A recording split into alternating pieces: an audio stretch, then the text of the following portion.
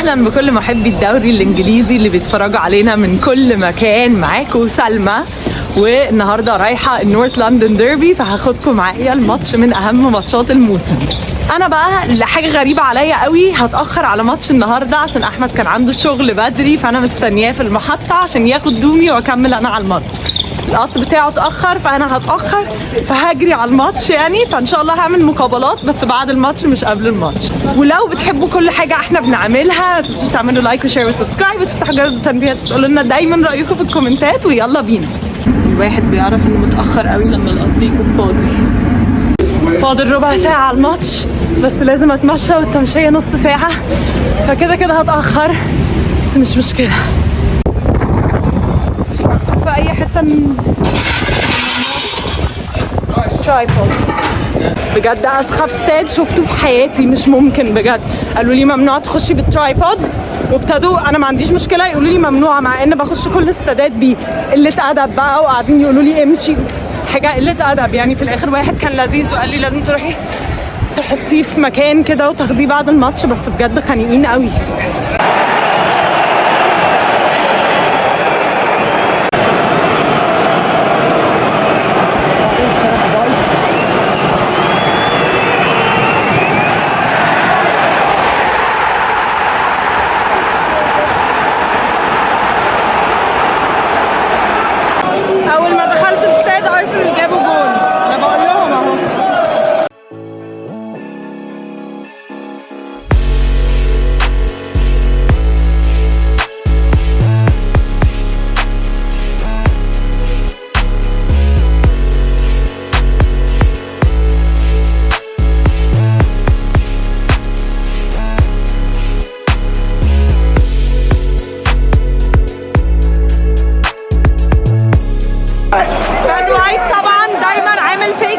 مسمر نفسه يعني، فكل التريقات عليه يعني، فكله قاعد يقول له روح بقى اقعد على الشاطئ.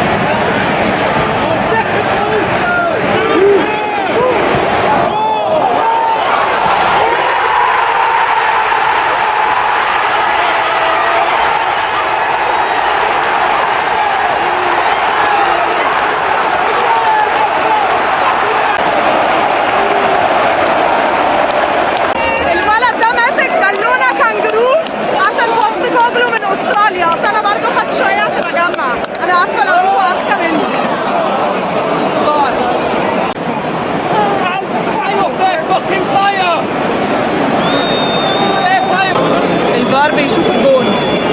طبعا من الموسم الجاي الاوف سايد هيبقى اسرع من كده بكتير قوي، عشان هيستخدموا الاخصائيه بالتكنولوجيا. المفروض تاخد من 7 ل 8 ثواني بتهيألي، ممكن ابقى بفتي بس كانت حاجه سريعه.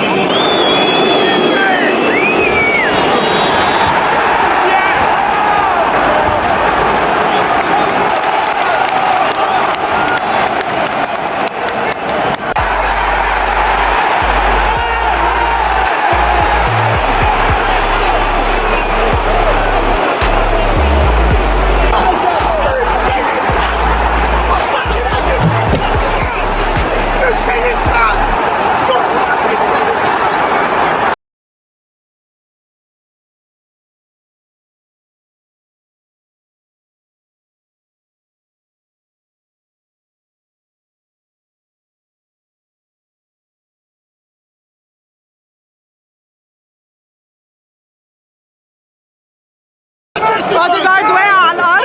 طبعا ارتيتا نداهم كلهم، وهافرتز ابتدى يندهم كلهم، وتقريبا تومياسو قال له خليك على الارض شويه. الناس كلها اعمل نفسك ميت، اعمل نفسك ميت. برضو من اروش الاستادات في الاكل، عندهم بقى حاجات كتير روشه.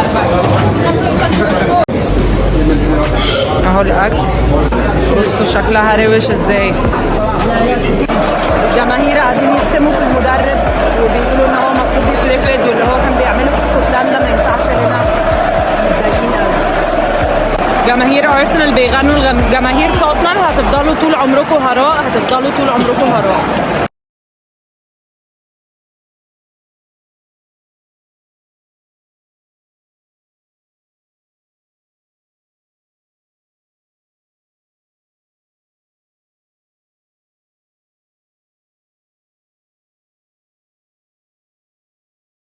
عاملين بطاطس محمرة مسمينها كوري عشان سون تقريبا، وبيبيعوها في الاستاد ب 11 استرليني. فلو حد عايز في الانفيلد او في الاميريتس يفتح بقى كشري، يلا يا مصريين روحوا اكتر عشان يفتحوا لنا كشري في الاستادات. والله 11 استرليني عشان بطاطس محمرة. المهم بقى ان انا في فانتسي باك ساكا. انا عارفه انها غلطه والله، بس يعني اقول اللي حصل بقى، ممكن ارجعه عادي. وما بقاش عندي دبل اب دفاع ارسنال زي ما كان عندي الموسم كله، فهنشوف بقى.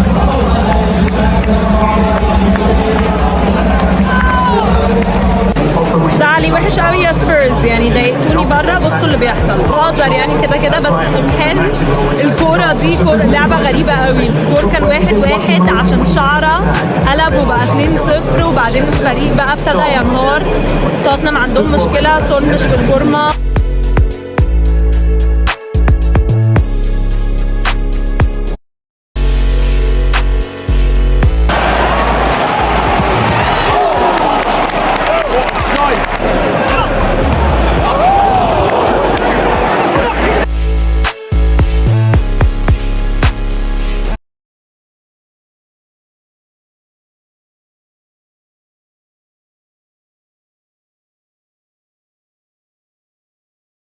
مش عارفه ليه ما بدأش انتصار الصراحه. هايل.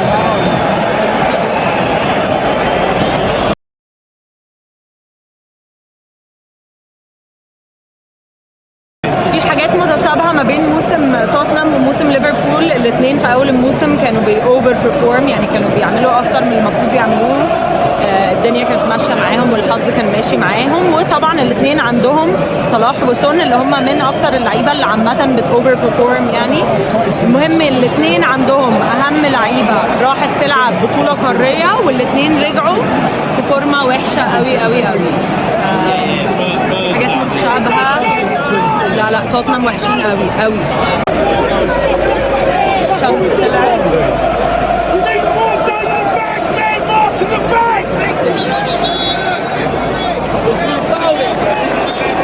مين وقع؟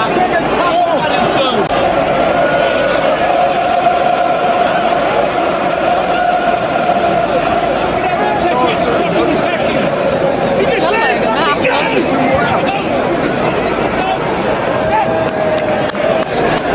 اوحش كورنر ارسنال اللي لعبوه من ساعة ما الدوري بدأ.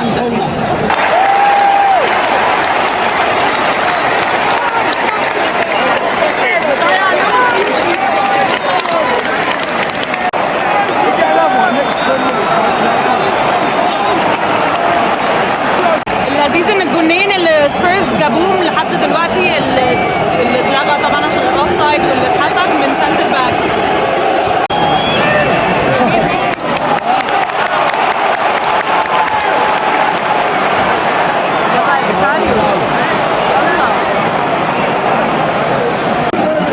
فان برضه هايل بجد، سريع قوي قوي قوي وبجد كويس.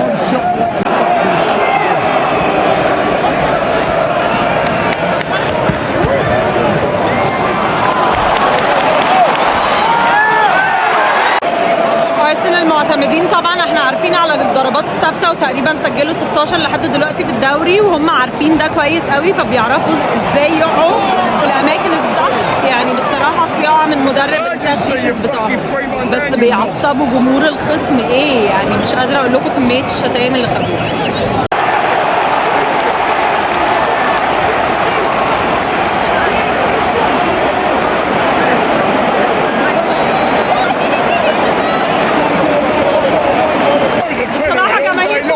من اول ما قالوا ان مايكل اوليفر هو الحكم قعدوا يقولوا ان ده معناها وحش لينا، ومعرفش طبعا المشكله وانت في الملعب وانت قاعد مع جماهير فريق بتبقى حاسس ان الحكم ظالمهم قوي. يعني طبعا الرؤيه مش احسن حاجه من ورا الجول على طول، بس انا بصراحه حاسه ازاي يعني يا حكم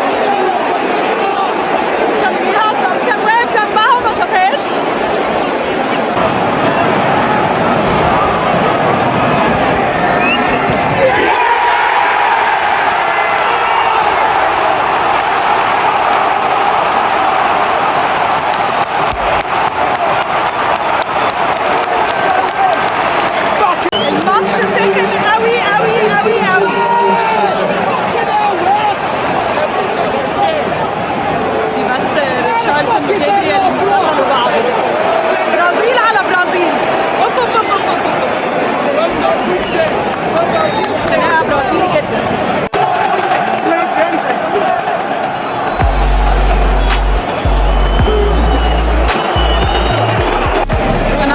سمعت ان ارتيتا قايل لهم يعصبوا لعيبه توتنهام عندهم كام لعيب كده ممكن يتجنن زي روميرو زي ريتشاردسون، فاعتقد ان هو قايل لهم يعملوا كده قاصد.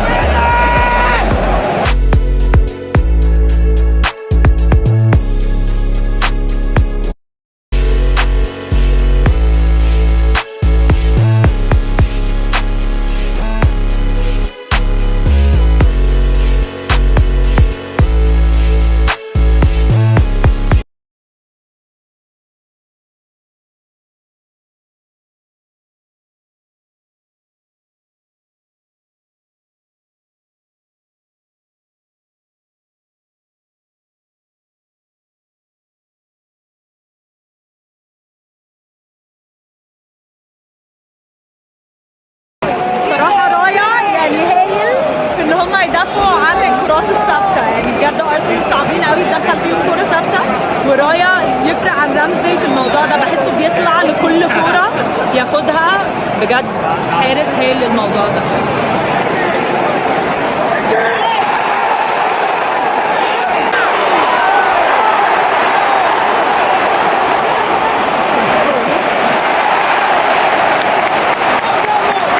بجد ايه الماتش ده سخن قوي قوي قوي قوي، صدعت بجد. كمان شو فجأة سخنوا، يعني سخنانة صراحة. مات صار لما نزل فرق الماتش، انا اصلا ما اعرفش ليه ما كانش بادئ الماتش.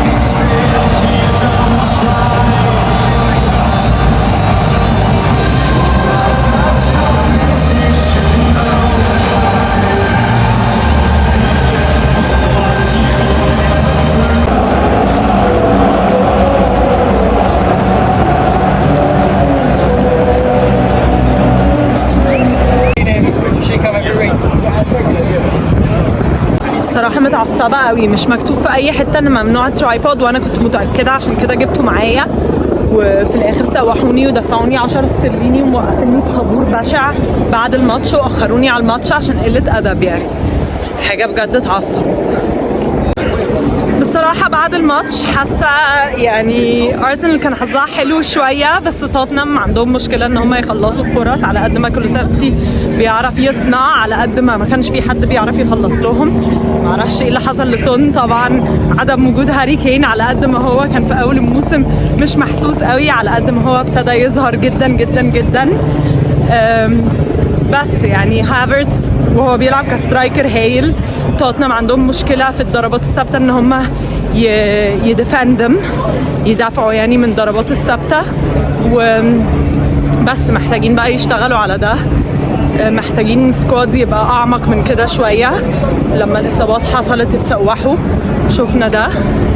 بس في يوم من الايام يا جماعه وانتوا شاهدين هيكون عندي تصريح ان يكون معايا الادوات دي، وهيكون كمان عندي حد يساعدني يصور بدل ما انا بمشي شايله كل حاجه وبخاف على موبايلي يتسرق. انتوا شاهدين اهو، هنوصل ان شاء الله مع بعض.